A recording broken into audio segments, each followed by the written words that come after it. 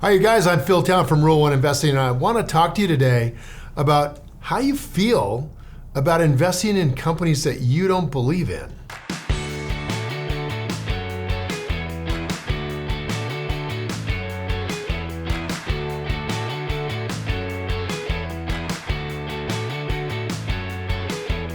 One of the 4 M's that we use in Rule 1 Investing to evaluate whether or not we should buy a company is the M called meaning. Meaning is really important, probably the single most important thing we do when we invest. It's a standard that says in order for you to invest your money in a company, you really should be sure that the company is one that you believe in, one that has personal meaning to you, and one that aligns with your interests and values.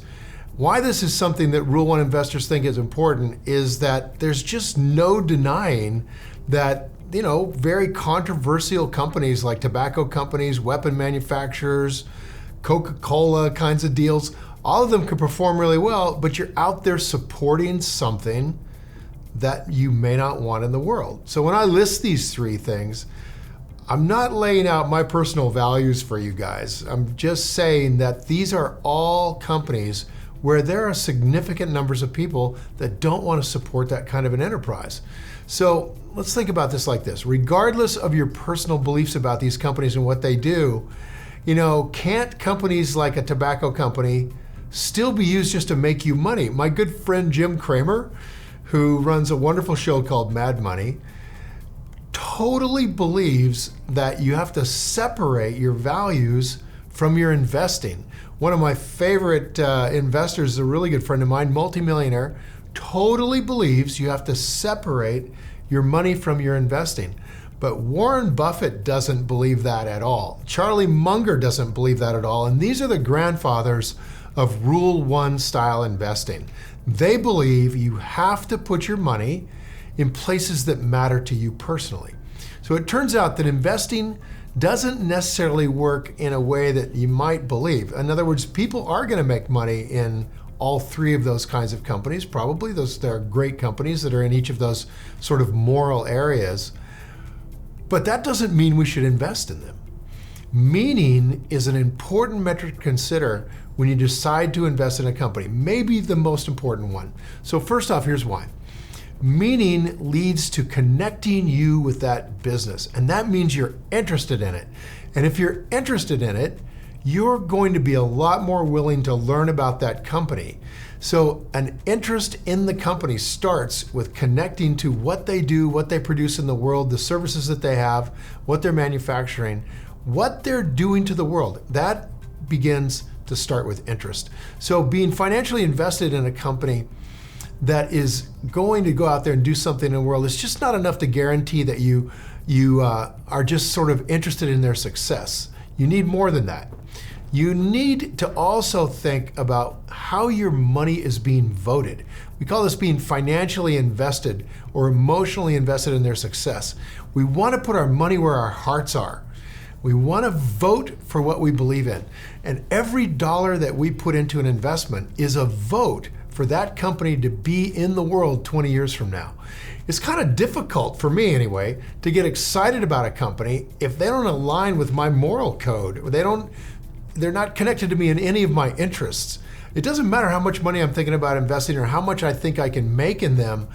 This is where the mistakes get made, is when you're just investing just purely monetarily. So I would really disagree with Jim about this. I think it's very important to have your morals connected to your money.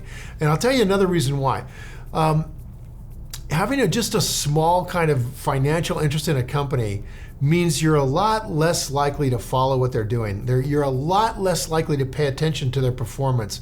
You're a lot less likely to do the things that really good, successful investors have to do, have to know when we buy a company and when we sell it. I mean, at the end of the day, investments that have no meaning to you are more likely that you're just going to kind of ignore them. And ignoring companies you invest in, not a good idea. Let me quote a couple of really amazing statistics. About 40 or 50 years ago, a company would last 60 or 70 years. Is not unusual. Today, 15 years. So although we're out there investing in a way where we're going to put money with a great company that we hope lasts forever, we recognize that companies can go off the rails for all kinds of reasons, and we have to stay up with what's going on in that business in order to know when that company has effectively changed to a strategy that we don't support or that we don't understand.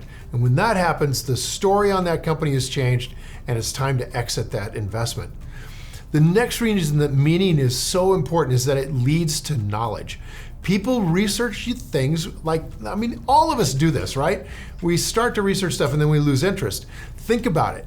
If you don't lose interest, then you can go deeper and deeper and deeper. So what we find is that our students are so much better researchers when they're passionate about something that they're digging into. They almost always know more about those kinds of things that have some kind of meaning to them than things that are just randomly chosen because they look like they might make money. So if you'll think about something you're really passionate about, some idea, some product, something you want to buy, something that you already own, something that people are doing in the world, think of a topic that you're passionate about, and now think of a topic that doesn't mean anything to you. Nothing at all. Microchips to me are like, okay, they're probably in my phone, but I don't really connect with what's going on there, right? Other people who are in that field particularly might connect deeply with how cool they are and how beautiful they are and what kind of amazing technology goes into making something that can make your phone do what it does. So chances are you're going to have a lot more knowledge about the topic that you're passionate about than one that you don't really care about that much. The same goes for companies exactly. If a company has meaning to you, if it connects with your heart, if it connects with your values, if it connects with your head, or even if it's in an industry that just has meaning to you, something you really like. I mean, I'm out of Georgia, so NASCAR, all right? You got a lot of people who love racing cars or watching cars race around. There are public companies in that industry. So even just an industry that has meaning, you're much more likely to know a lot more about it. And that's going to take you into companies ultimately and how those companies operate. It's amazing when you just start diving in where you're passionate and you just start digging into who's in this business that has a public company or even a private company. Just to get rolling on digging in and looking at it and doing some reading is so powerful, because inevitably when you start to learn about one thing in NASCAR, you start to learn about all kinds of things that are associated with NASCAR. I mean, just think about it. Spark plugs, automobiles, fuel, paving systems. Where does the paving come from? Then you got quarries, you got granite companies. I mean, it's very difficult to go deep into one thing and not find that your world expands remarkably into other things where you might even be more interested. So as time goes along, you're going to find out that starting where you really have a connection emotionally is huge in terms of research. In-depth knowledge about the companies we invest in, that's just a fundamental foundation, cornerstone of Rule 1 investing. In-depth knowledge. Charlie Munger says it like this. You got 4 things you got to think about when you're going to get a company. Number 1, do you understand the business? That's right at the heart of it. And that's what we mean by the meaning of the business. Do you understand this business as a business, not as just a financial thing that might make me money someday? Do you understand the business, right?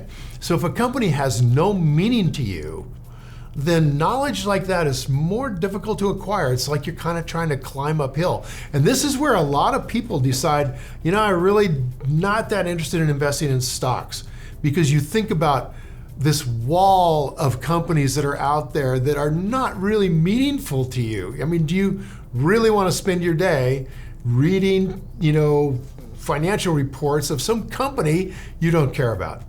Not a great way to go. Whereas, the real estate next door, that's pretty meaningful. You live in that neighborhood. You know what the schools are.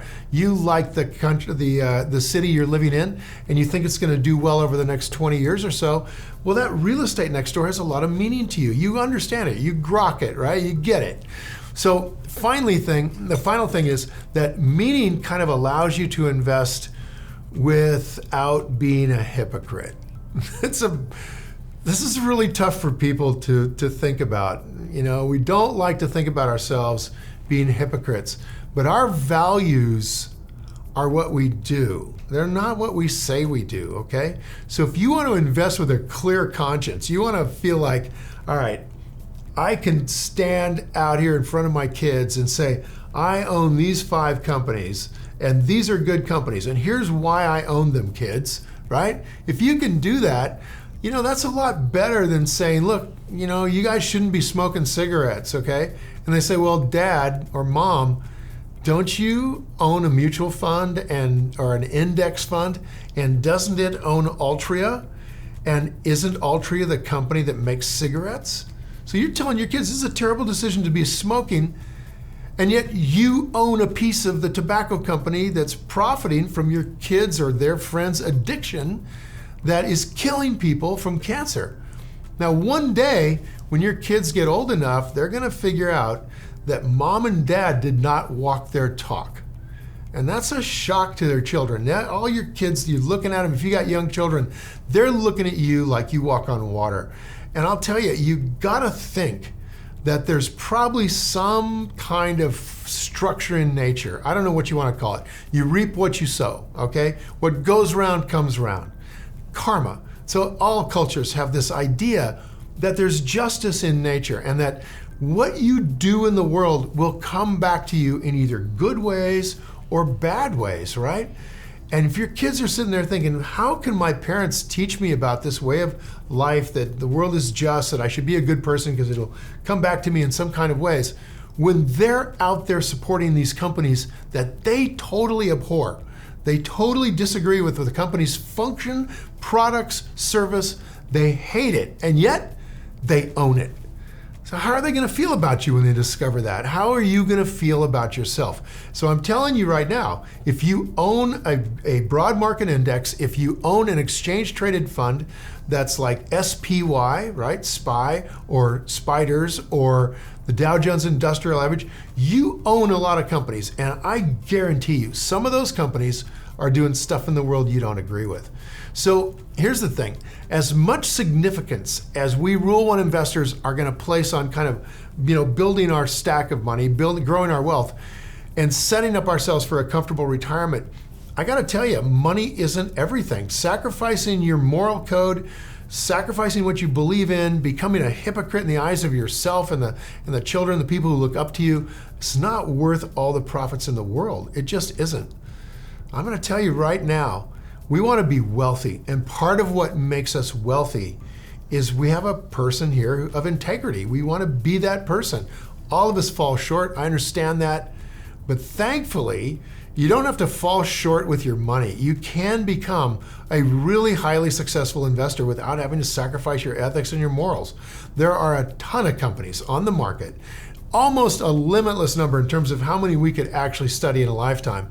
We only need to buy like 20 companies in our life. We only need to be right, really right about maybe 4 of them is what Warren Buffett says to get wealthy. So there's plenty of companies that are out there that present us an excellent investing opportunity if we're willing to be patient, if we're willing to do the reading, right? And limiting yourself to companies that align with your belief is not gonna hinder your success at all as an investor. It's not. It's gonna increase your success. It's going to make you more successful. And best of all, when you're retired, you're enjoying the wealth that you've accumulated, you can look back on your life and your investment decisions and you've got a full heart and a clean conscience. And my friends, that's priceless. You can't buy that. So I would love to hear from you guys. This is a really touchy subject for a lot of people. A lot of people don't like to look in the mirror on this one. Have you ever invested in an index or in a company that has products you don't believe in, or you don't understand, or you don't know how they're treating their employees, or how the CEO is a mercenary or a great person? How did that investment work out for you? So leave a comment below with your answer. Believe me, this is a controversial thing. I understand a lot of professionals out there think I'm really off base here, but my favorite investors, Warren Buffett and Charlie Munger, they put their money in things they believe in. So I'll be sure and follow up with you if you follow up with this. Thanks for watching. Now go play. If you enjoyed this video, you guys, and you think it was valuable in teaching you more about investing with your values, hit the like button and please share this video with your friends. And if you want more investing content, subscribe to my channel. Don't forget to click the button on the screen for a free gift. Thanks again for watching.